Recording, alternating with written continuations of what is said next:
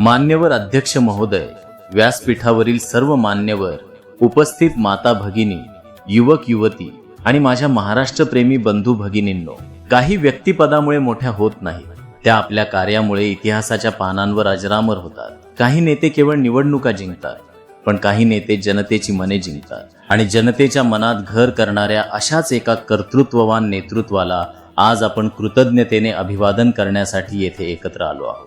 आजचा दिवस केवळ जयंतीचा दिवस नाही, तर महाराष्ट्राच्या विकासासाठी सातत्याने झटणाऱ्या एका कार्यक्षम नेतृत्वाच्या कार्याला स्मरण करण्याचा अत्यंत महत्त्वाचा दिवस आहे. बंधूंनो आणि भगिनींनो, महाराष्ट्र शासनाने सन 2026 पासून आदरणीय अजितदादांच्या जयंतीचा राष्ट्रपुरुष व थोर व्यक्तींच्या अधिकृत जयंती कार्यक्रमांमध्ये समावेश करण्याचा महत्त्वपूर्ण निर्णय घेतला आहे. हा निर्णय केवळ शासनाचा आदेश नाही, तर महाराष्ट्राच्या विकासासाठी त्यांनी दिलेल्या योगदानाचा अधिकृत गौरव आहे. अजितदादांनी प्रशासनात वेग, शिस्त आणि परिणामकारकता यांचा नवा आदर्श निर्माण केला. सिंचन प्रकल्प असोत, रस्ते असोत, उद्योगांना चालना देणारे निर्णय असोत, शिक्षण, क्रीडा, ग्रामीण विकास किंवा जनकल्याणाच्या योजना असोत, प्रत्येक क्षेत्रात त्यांनी विकासाला गती देण्याचा प्रयत्न केला. त्यांच्या नेतृत्वाची सर्वात मोठी ताकद म्हणजे निर्णय क्षमता.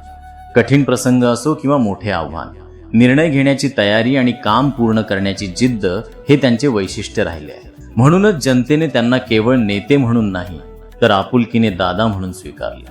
मित्रांनो, महापुरुषांची जयंती साजरी करणे म्हणजे फक्त प्रतिमेला हार घालणे नव्हे, तर त्यांच्या कार्याचा आदर्श आपल्या आयुष्यात उतरवणे होय. समाजासाठी काम करण्याची प्रेरणा घेणे होय. प्रामाणिकपणा, कर्तव्यनिष्ठा आणि विकासाचा ध्यास घेणे होय. आजच्या तरुणांनी अजितदादांच्या कार्यातून शिकण्यासारख्या अनेक गोष्टी आहेत. वेळेचे महत्त्व, निर्णय घेण्याचे धैर्य, कठोर परिश्रम आणि लोकहितासाठी सातत्याने कार्य करण्याची वृत्ती.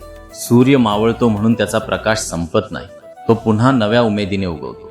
तसेच कर्तृत्ववान व्यक्तींचे आयुष्य एका काळापुरते मर्यादित नसते.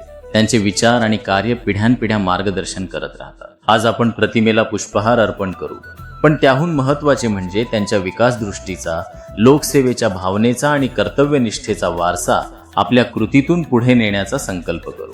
चला, आपण सर्वजण उभे राहून एकच घोषणा देऊया: विकासाचा ध्यास, जनतेचा विश्वास. आदरणीय अजितदादा पवारांना मानाचा सलाम.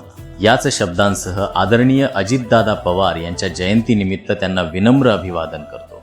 जय हिंद, जय महाराष्ट्र. आमच्या चॅनलवर नवीन असाल तर सबस्क्राईब बटनावर क्लिक करा आणि बेल आयकॉन प्रेस करा.